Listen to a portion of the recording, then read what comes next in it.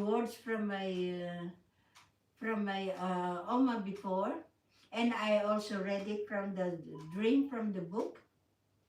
When you dream something that it's your tooth is falling down without blood or pain, and it said that a family, a close friend, or